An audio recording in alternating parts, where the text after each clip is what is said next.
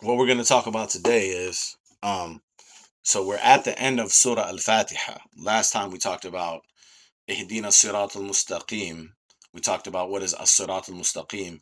And by virtue of that, we talked about Sirat al-Ladina an'amta alayhim, the path of those who you bestowed your blessings upon, because we related it to certain other verses where he says, for example, وَمَنْ يُطِيعِ اللَّهَ وَرَسُولَهُ فَأُولَٰئِكَ مَعَ الَّذِينَ أَنْعَمَ اللَّهُ عَلَيْهِمْ. And whoever obeys Allah and His Messenger, then he is with those who Allah has bestowed His blessings upon. مِنَ النَّبِيِّينَ وَالصِّدِّيقِينَ وَالشُّهَدَاءِ وَالصَّالِحِينَ. From the prophets, the truthful, the shuhada, the witnesses, and the righteous. So those are the groups that he says, "An'ama Allahu alayhim," that Allah has bestowed His blessing upon. So in Al-Fatiha we ask, "Ihdina as-sirat al-mustaqim, sirat alladhina an'amta alayhim," the path of those you bestowed your blessing upon. So we talked about that last time and saying as-sirat al-mustaqim is kind of like a universal path. Now, what we have to finish talking about, which we're not gonna do this week, is غير المغضوب عليهم ولا الضالين. And the reason we're not gonna do that this week is just because I'm not prepared. So that's only, I don't have no special reason. So in my preparation, I usually have like three classes I'm preparing. I try to prepare for. So I have a one-on-one with one of the brothers that are incarcerated 3 times a week, and um then I have our lives every day, and then we have this. So and then the content in between that I have to make. Um, but class wise, those are like three main things I'm trying to prepare for. So I'm usually pretty good at balancing my preparation, but this time I wasn't. So I did prepare for the class with the brother. So I think what I will do is I will go over what me and him talked about, because it's still an interesting topic. So that way we could still study something from the Quran. And that's kind of actually what I did with him the other day. It was the opposite. So me and him studied together on Wednesday, and uh, I told him the same thing. I said I prepared for the live class, but I didn't get a chance to prepare for your class. I said, so I'll just share with you what we talked about on the live. Um, so it was the opposite. So what me and him are studying right now is we're studying the words hikmah and hukm, which loosely translated, they can be translated as wisdom and judgment. Very loosely translated, hikmah and hukm. So I wanted to start by looking at uh, one at a time, and then trying to connect them and to see how they're different, because you notice they both come from the same root. Hikmah comes from the three-letter root ha, kaf, mim, hakama, and hukum also comes from ha, kaf, mim, right? But what's the difference? Why do we say hikmah? Why do we say hukum? Wisdom and judgment. So what I did to start this off is I started looking at specifically the verses that mention hikmah, and then kind of grouping them. So this is another good thing I think about studying this together is I like to share sometimes in our classes different like approaches or different ways that I kind of approach studying something, just to share with you like some tools that I use. And everyone has different tools, so that doesn't mean like my tools are the best tools or the only tools.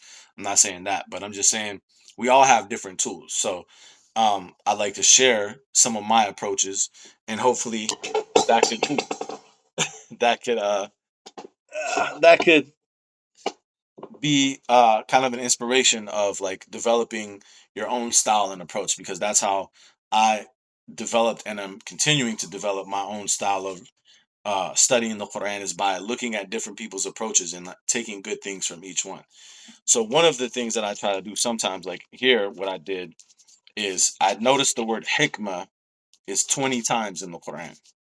So there's a lot of discussion around the meaning of the word hikmah, and with different people giving different definitions and different meanings. And I've heard and thought of and memorized different definitions over the years. So it's one of those words that's challenging for a couple different reasons, I believe, because there's so much that we probably have already learned about it that it's one of those words that when we hear it, we probably feel like we already have it figured out, like we already know what it means. So it's challenging because you have to kind of separate all of what you've been taught that it means and kind of take a fresh look at it, right? And that doesn't mean anything that we've been taught about it is wrong, but when we want to gain new insights that we could add to what we've been taught momentarily, we have to kind of set aside, like, all right, that's over here, but let me just freshly look at this. So the way that I approached it in order to do that is I noticed it was 20 times. So I organized it in groups depending upon the context of what was being talked about. So roughly, I organized it into 5 groups.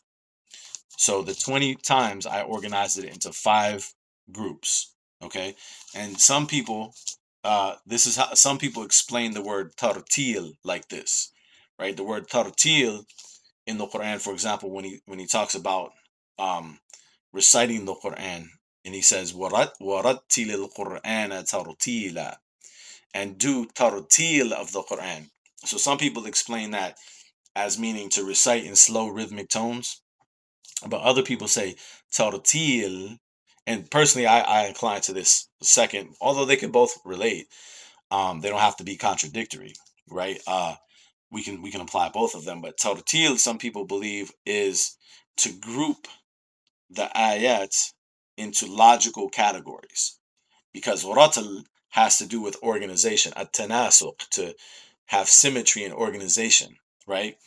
So some people believe that when it says warattil al-Qur'ana tartila, to do tartil of the Quran, it means it's an approach or a method as far as the way that you analyze it by grouping it into logical sections. And a support for that is this phrase, or this word tartil is only used 2 times in the Quran. The other time is in Surah Al-Furqan, if I'm recalling correctly, when he says, وَيَقُولُ الَّذِينَ كَفَرُوا, I think the verse starts, لولا نزل عليه القرآن جملة واحدة كذلك لنثبت به فؤادك ورتلناه ترتيلا.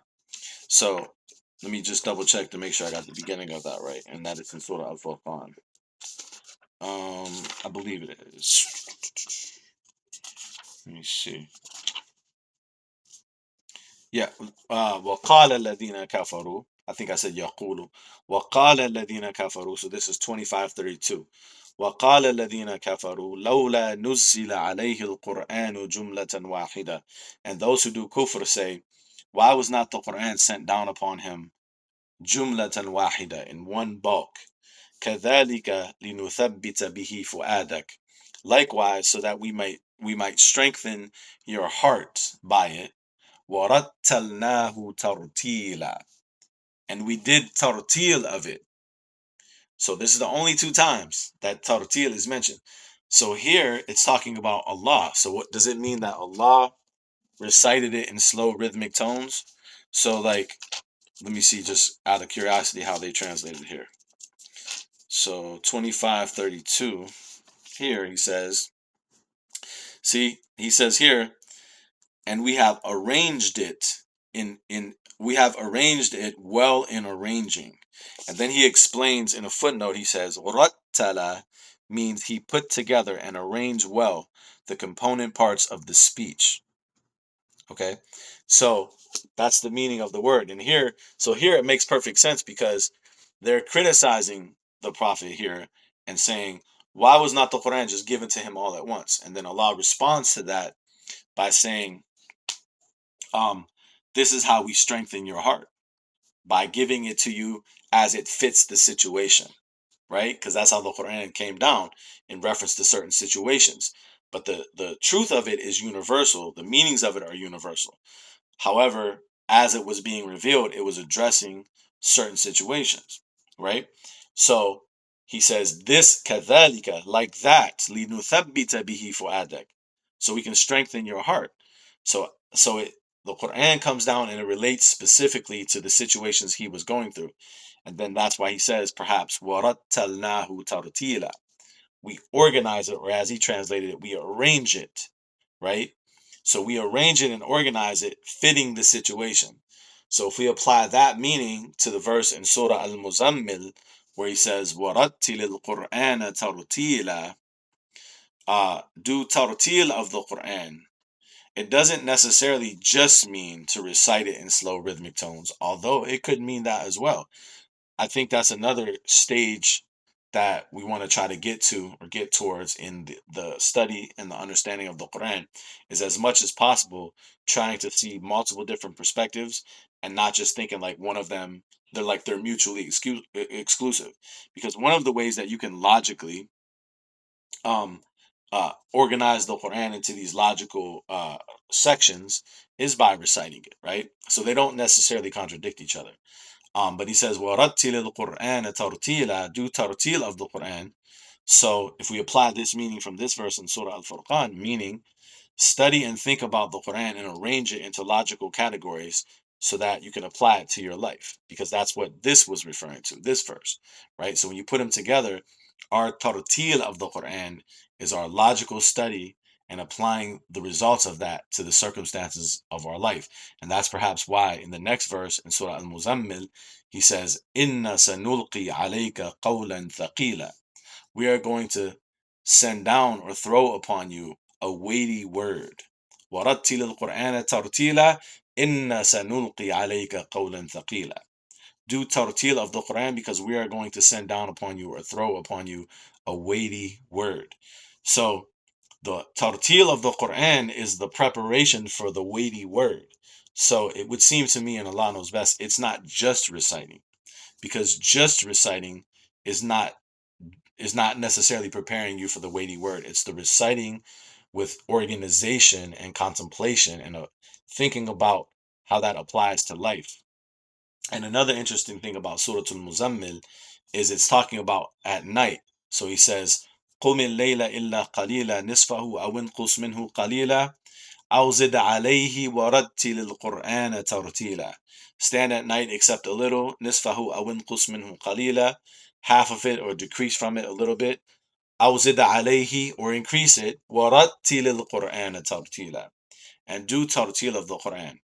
So maybe also night is symbolic of the idea, not that you're not doing it at night, but also it's symbolic of the idea that at a time when you don't have activity is when you should try to logically organize the Quran to prepare for the activity that you're going to have in the day. And that's why as you read through the verses, he continues by saying, Inna sanulqi alayka qawlan thaqila, Inna nashi'ata al-layli hiya ashaddu wata'an wa aqwamu qila, Inna laka fin nahari sabahan tawila. In the day you have a lot of work, right? So when you think about it like that, I think this is uh, an approach or a method of studying the Quran is tartil. Because another thing too, you want to separate, or we want to separate between the different modes of reciting the Quran that are mentioned within the Quran. So you have qira'ah, you have tilawa, you have tartil. Um, I'm probably missing one, but those are three main ones that come to mind. So you want to think about, like, the Quran doesn't just use these words randomly, right? So they don't all just mean just to recite. In my opinion, Allah knows best, because they were given specifically for a reason. So even if they imply reciting, but there's also deeper meanings to them. So I think what I did here with Hikmah is representative of how I understand Tarteel. I tried to organize it. So I organized the verses into 5 different categories. And there's overlap between the categories. So I'll read you the categories first, and then we'll go through some of the verses. So the first category is the verses that relate to the teaching of Al-Kitab wal Hikmah, of the book and the wisdom. And in that category, there's 1, 2, 3, 4, 5, 6 verses that specifically use a variation of the word allama to teach Al-Kitab wal Hikmah. because every time the book and the wisdom is mentioned, it's not mentioned necessarily with teaching. Sometimes it's mentioned with giving, right? لَمَا آتَيْتُكُم مِّن كِتَابٍ وَحِكْمَةٍ in one verse. Take what I have given you of kitab and hikmah. So the first category are 6 verses. I keep kicking this water bottle over. Let me move this out of the way. Are 6 verses that relate to the teaching of Al-Kitab wal-Hikmah. 4 of those verses are specifically referencing the messenger. 2 of them are referencing Isa. The second category is all of the verses where Al-Kitab and Al-Hikmah are mentioned together. And that's why there's overlap, because the 6 verses where it references teaching are also included in this. And there's 10 verses total. So there's 10 verses total where Al-Kitab and Al-Hikmah are mentioned together. The third category is when Al-Mulk and Al-Hikmah are mentioned together. Al-Mulk meaning dominion, and Al-Hikmah, of course, meaning wisdom. There's 2 verses referencing Al-Mulk and Al-Hikmah together, and they both refer to Dawood. So that's another interesting thing in this study, that I found that you have Al-Kitab wal-Hikmah and you have Al-Mulk wal-Hikmah. So when Allah talks about Dawood, He says, وَقَتَلَ دَاوُودُ جَالُوتَ. Dawood killed Goliath. فَآتَاهُ اللَّهُ الْمُلْكَ وَالْحِكْمَةَ. So Allah gave him mulk and hikmah. But with others, like Al Ibrahim, the followers of Ibrahim, He says, فَقَدْ آتَيْنَا آلَ إِبْرَاهِيمَ الْكِتَابَ وَالْحِكْمَةَ. We gave the followers of Ibrahim al-Kitab wal-Hikmah. Whereas with Dawood, He said, فَآتَاهُ اللَّهُ الْمُلْكَ وَالْحِكْمَةَ. So what's the difference between a person being given al-Mulk wal-Hikmah and al-Kitab wal-Hikmah? So that's something else we need to talk about. That's the third category. And there's 2 verses. There's one verse, or there's another category where there's only one verse, which is the reference of Ayatullahi wal Hikmah. And this is in the context of the wives of the Prophet, where he says, وَاذْكُرْنَ مَا يُتْلَى فِي بُيُوتِكُنَّ مِنْ آيَاتِ اللَّهِ وَالْحِكْمَةِ.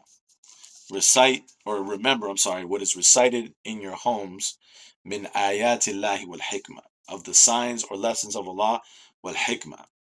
So that's an interesting, there's only one time that that's paired like that. And that's interesting too, because normally in the other verses where it talks about the messenger teaching al-kitab wal-hikmah, the ayat of Allah are mentioned separately. So he says, يَتْلُو عَلَيْهِمْ آيَاتِهِ وَيُزَكِّيهِمْ وَيُعَلِّمُهُمُ الْكِتَابَ وَالْحِكْمَةَ. Reciting upon them the ayats of Allah and purifying them and teaching them al-kitab wal-hikmah. So the reciting of the ayat is separate than teaching al-kitab wal-hikmah. But in this one verse, the reciting of the ayat of Allah is connected with reciting of al-hikmah. So what's the difference between that? That's another question. And then the 5th category is hikmah mentioned by itself. And there's only 6 times that that's the case. That hikmah is mentioned not connected with something else. So remember, it's connected with al-kitabu wal-hikmah, al-mulku wal-hikmah, ayatullahi wal-hikmah, and then 6 times that it's mentioned by itself. So out of 20 times, it's only mentioned 6 times without being connected to something else. Okay? Or at least clearly connected. We can derive that it might be connected, but it clearly connected, it's only 6 times. Well, I mean, without being clearly connected. I said 5 categories, but I actually made 6 categories. So the 6th category is that I organized it is the people that are clearly referenced as having some connection to hikmah, okay, like by name. So of course the messenger is mentioned, rasulan minhum, a messenger from amongst them, or rasulan min anfusihim, a messenger from themselves, and he's referenced with يُعَلِّمُهُمُ الْكِتَابَ وَالْحِكْمَةَ. But also by name, I found that Ibrahim is connected with Hikmah. فَقَدْ آتَيْنَا آلَ إِبْرَاهِيمَ الْحِكْمَةَ الْكِتَابَ والحكمة. I found that Isa is connected with Hikmah. Jesus is connected with Hikmah, as some of the verses we read, and Dawood is connected with Hikmah. So as far as specific names, I didn't find, and I don't think I'm missing any because I went through all the verses, but just in case someone runs across one, I could have missed it. But as far as I could find, um, the only people that are clearly referenced by name. So I'm not saying others didn't have it, right? Because even about the prophets in general, an-nabiyyin, he says, وَإِذْ أَخَذَ اللَّهُ مِيثَاقَ النَّبِيِّينَ, when Allah took the covenant of the prophets, لَمَا آتَيْتُكُم مِّن كِتَابٍ وَحِكْمَةٍ, take what I have given you of kitab and hikmah. So it's mentioned with all of the prophets in a general way, right? However, what I was trying to look at to get more insight into it in this sixth category is specifically the names that it's mentioned with. And I only found clear names with Ibrahim, with Isa, and with Dawood. So again, what's really interesting is, so Isa is referenced with Al-Kitab wal-Hikmah. And what's really interesting is that Dawood is referenced with Al-Mulk wal-Hikmah, and Al-Ibrahim is referenced with Al-Kitab wal-Hikmah, right? And what's also interesting about that connection between Ibrahim and Dawood that I found from organizing it like this is that I also tried to look at what names are specifically connected with Hukm, judgment, what specific names. And I only found, there's a few that are connected with Hukm, but I only found two that are both, to me, clearly connected with Hikmah and Hukm. So, for example, Musa is connected with Hukm, right? Uh, وَلَمَّا بَلَغَ أَشُدَّهُ وَاسْتَوَى آتَيْنَاهُ حُكْمًا وَعِلْمًا. About Musa, when he reached his age of full maturity, wastawa, and he became proportioned and full strength, we gave him hukman wa ilman. We gave him judgment and knowledge. But he's not clearly referenced with hikmah. Although, like I said, the prophets in general, but clearly by name, right? Isa is mentioned with hikmah, but I didn't clearly see where he's connected to hukm, judgment. Yusuf, he said same thing about Yusuf. وَلَمَّا بَلَغَ أَشُدَّهُ آتَيْنَاهُ حُكْمًا وَعِلْمًا. When he reached his age of full strength, uh, we gave him judgment and knowledge. But I didn't see where he was clearly connected to hikmah. Lut also is connected to hukm, but not clearly to hikmah as far as I could find. So the only two that I could see that had a connection of both of those things, hikmah and hukm, was Ibrahim and Dawood. So Ibrahim and Dawood are the only two that I could see that had a connection to hikmah and hukm in their stories, right? So I think that's interesting because to me, that consolidates a connection between those two. That I feel like in this study, there's a connection between those two, between Ibrahim and between Dawood, that we're supposed to look at and think about.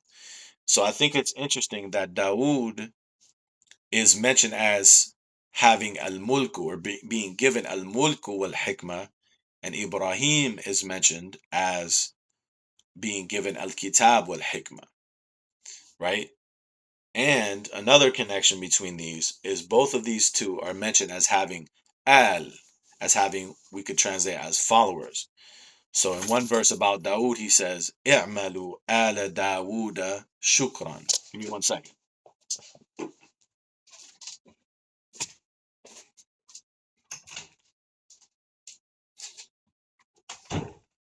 So in one verse he says, "I'malu ala Dawuda shukran." Work, O family, or I translate family, O followers of Dawood, shukran, out of gratefulness. And with Ibrahim, it's mentioned فَقَدْ آتَيْنَا آلَ إِبْرَاهِيمَ الْكِتَابَ وَالْحِكْمَةَ. We gave the followers of Ibrahim al-Kitab wal-Hikmah, the book and the wisdom.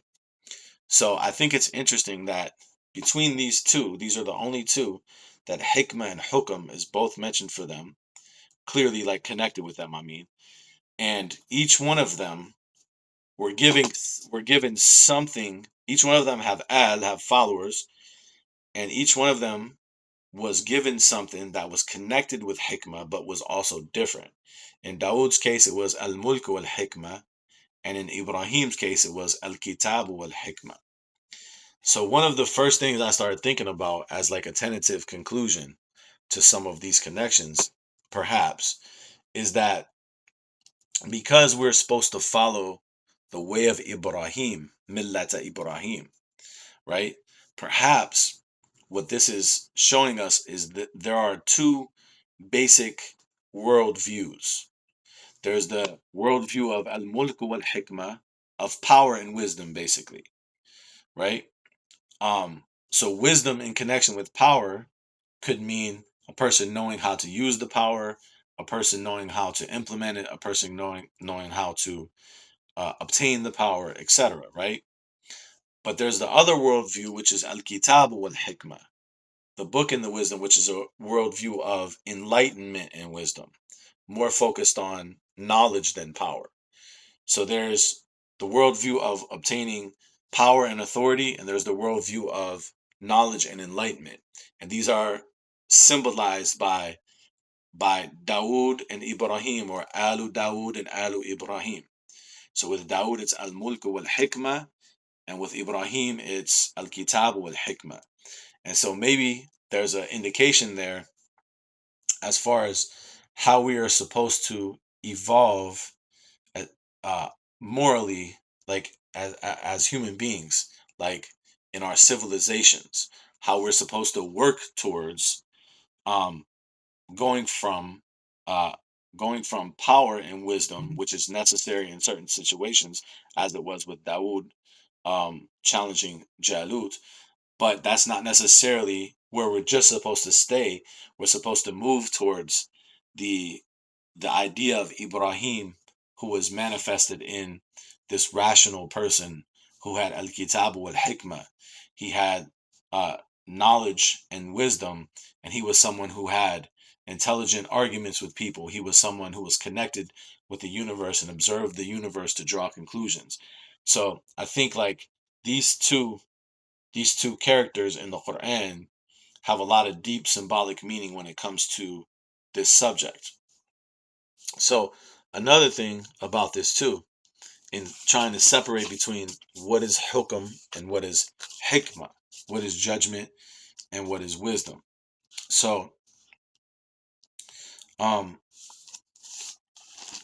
there's a couple things to say about that. But one thing I found really interesting is, when does hikmah come to a person and when does hukam come to a person?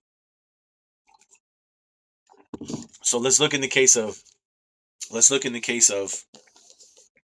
um of Dawood. So Dawood, if we go to chapter 2, verse 2, let me see where that's at. 251. So chapter 2, verse 251. So when he talks about Dawood killing Jalut, right? Or as they translate as Goliath, he says, فَهَزَمُوهُمْ بِإِذْنِ اللَّهِ. So they defeated them by the permission of Allah. وَقَتَلَ دَاوُودُ جَالُوتَ. And Dawood killed Jalut, killed Goliath. وَآتَاهُ اللَّهُ الْمُلْكَ وَالْحِكْمَةَ. And Allah gave him al-mulk wal-hikmah وَعَلَّمَهُ مِمَّا يَشَاءُ. And he taught him from whatever he wills, right? So when did he get al-mulk wal-hikmah? When is it mentioned that he got it, at least in this verse? It's mentioned after the killing of Jalut, right? And no doubt, if from the context of the story, the killing of Jalut was a good thing because he seemed to be a tyrant. And there was this, conflict that was taking place. So Allah doesn't mention it as a negative thing. In fact, He goes on to say in the verse, وَلَوْلَا دَفْعُ اللَّهِ النَّاسَ بَعْضَهُمْ بِبَعْضٍ لَفَسَدَتِ الْأَرْضِ. If it were not for the fact that Allah repels some people by means of another, the earth would become corrupted. So in this case, He's talking about something good. So hikmah came after implementing something good. Now, notice this connection. So if we go to chapter 28, let's look at Musa. What happened with Musa? Because Musa also killed a person, right? But the way the story is, or the way the story is told, is different. So if we go to 28:14, he says, وَلَمَّا بَلَغَ أَشُدَّهُ وَاسْتَوَى آتَيْنَاهُ حُكْمًا وَعِلْمًا وَكَذَلِكَ نَجْزِي الْمُحْسِنِينَ. And when he reaches age of full maturity, وَاسْتَوَى, I think istawa here, and that's another discussion why I think that, but I think istawa here is to reach a stage of bodily proportion where you're at your full strength. That, and I derive that meaning from another verse in the Quran where he's using this word, same word, for like the growth of like plants or agriculture when he says, um, uh, what's the beginning of it? Kazara'in, kamethali zara'in, something like that. Akhraja shata'ahu. It brings out its shoots, fa'azarahu, and it strengthens it. Uh, فآزره فاستغلظ واستوى على سوقه. It strengthens it, it becomes thicker, and then istawa ala suqihi. It like stands firm upon its trunk. So that's why I think here, walamma balagha ashuddahu wastawa means istawa means he became completely proportioned where he was standing firm and strong. Because if you read the rest of the story, it fits. It says, when that happened, آتَيْنَاهُ حُكْمًا وَعِلْمًا. We gave him judgment and knowledge. وَكَذَلِكَ نَجْزِي الْمُحْسِنِينَ. And likewise we reward those who do good. Now, before we read the next verse, well, no, let's read the next verse, then I'll make this point. وَدَخَلَ الْمَدِينَةَ عَلَى حِينِ غَفْلَةٍ مِنْ أَهْلِهَا. And then he entered the city at a time of unaware of people in the city being unaware, the people of that city being unaware. فَوَجَدَ فِيهَا رَجُلَيْنِ يَقْتَتِلَانِ. And he found therein two men fighting. هَذَا مِنْ شِيعَتِهِ وَهَذَا مِنْ عَدُوِّهِ. This one from his party, and this one from his enemy. فاستغاثه الذي من شيعته على الذي من عدوه فوكزه موسى فقضى عليه. So the one who was from his party sought his help against the one who was from his enemy. So Musa struck him and killed him. قال هذا من عمل الشيطان. He said, this is from the work of Shaitan. إنه عدو مضل مبين. Truly he is an enemy, a clear enemy who is misguiding. So notice here, couple things. When Musa killed a person, the first thing he said was, هذا من عمل الشيطان. This is from the work of Shaitan. So we can tell from the context, this was not a good thing. Whereas with Dawood, it was presented completely differently. وَقَتَلَ دَاوُودُ جَالُوتَ وَآتَاهُ اللَّهُ الْمُلْكَ وَالْحِكْمَةَ. And then he even continues by saying, if it was not for the fact that Allah repels some people by means of another. So in the case of Dawood, he stopped a tyrant, so that was a good thing. In the case of Musa, this was not a good thing, right? As evidenced by the fact that he said, هَذَا مِنْ عَمَلِ الشَّيْطَانِ. This is from the work of Shaitan. So, what I want to examine is the verse right before this that we read is when he said, آتَيْنَاهُ حُكْمًا وَعِلْمًا. We gave him judgment and knowledge. Now, here's the question, and we're going to go to another place in the Quran to answer this question. Did he give him judgment and knowledge before? I'll say judgment because the next verse that we're going to go to specifically has the word judgment, so I don't want to add anything. Did he give him judgment before he killed the person or after? So in other words, this verse here that says when he reached his age of full strength was stawa, we gave him judgment and knowledge. Is this saying then after this incident happened, or is it saying this is like a title to this section. When he reached his age of full strength, we gave him judgment and knowledge. That's the title. And then the story starts to tell you how he got to that point. So which one is it? Did he give him the judgment first and then this happened? Or did he introduce us to the story by telling us we gave him judgment and knowledge, and here's how? So to answer that question, let's go to another verse in the Quran. Because what happened? What happened after this? So there's a few more verses. The same person was fighting with someone the next day, and then finally a person comes in verse 20 and says, "وَجَاءَ رَجُلٌ مِنْ أَقْصَى الْمَدِينَةِ يَسْعَى." A man from the most remote part of the city came running. قال يا موسى إن الملأ يأتمرون بك ليقتلوك. He said, "O Musa, the council is plotting against you to kill you. فَخْرُجْ, so leave." So Musa leaves, he flees, he goes to Midian, right? So that's important to remember before we go to the next verse. After he killed the person, he left. So now we're going to go to Surah 26. So if we go to Surah 26, now he's confronting Fir'aun starting from verse 19. Well, actually starting before that, but we're going to read from 19. So Fir'aun is trying to remind him that he did something bad amongst them. So in verse 19, Fir'aun tells Musa, وَفَعَلْتَ فَعْلَتَكَ الَّتِي فَعَلْتَ, and you did the action that you did. وَأَنْتَ مِنَ الْكَافِرِينَ, and you are amongst those who are ungrateful. And Musa responds, قَالَ فَعَلْتُهَا إِذًا وَأَنَا مِنَ الضَّالِينَ. He said, I did it at the time when I was amongst those who were lost. Right? So that's the first thing. So he wasn't necessarily given hukman wa ilman when he killed that person.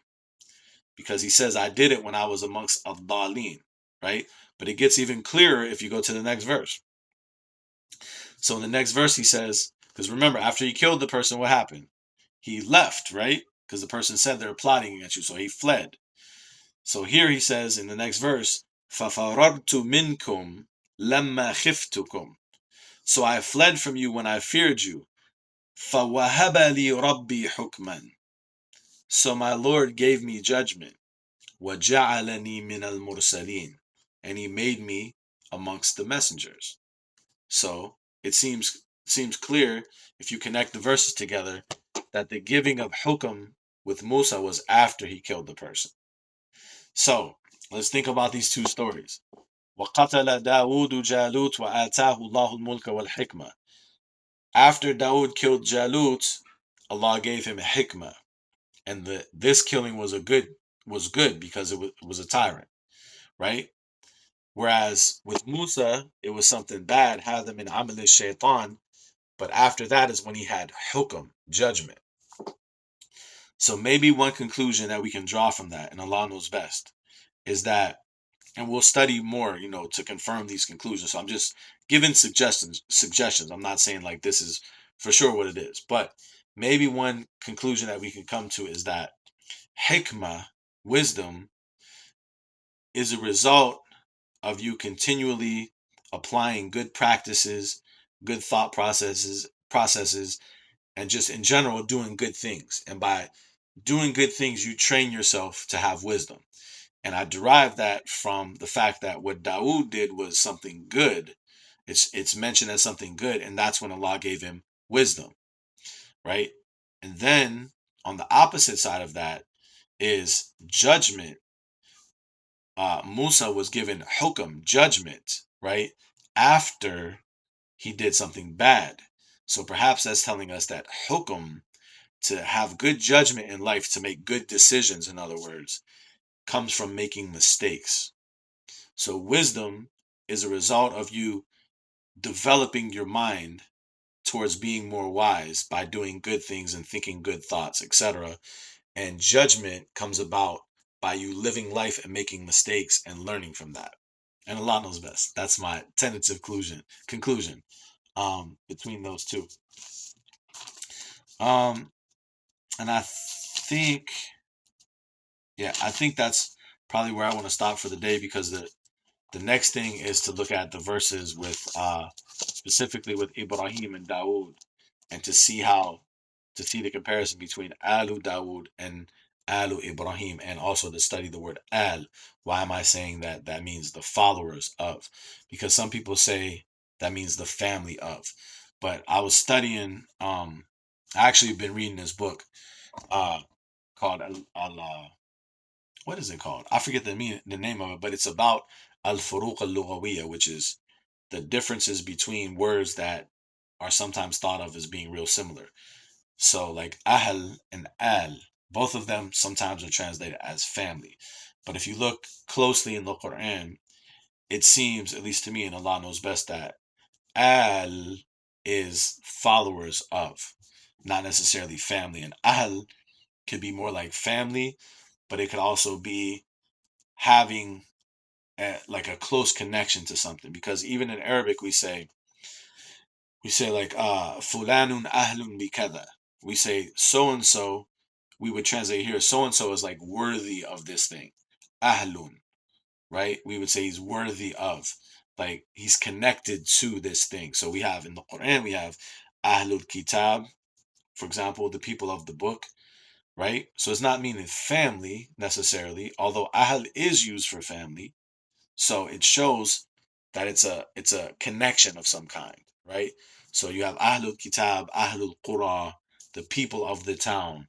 So there's a connection to that. Um, a few different, even about Allah, it says, "Huwa Ahlul Taqwa wa Ahlul Maghfirah."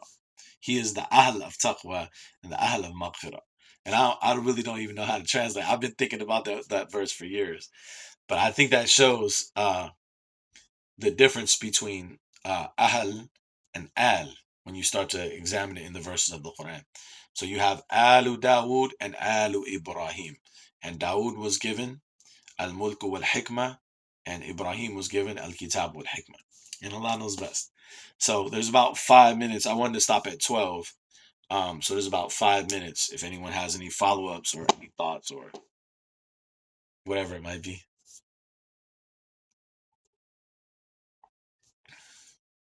Is everybody good?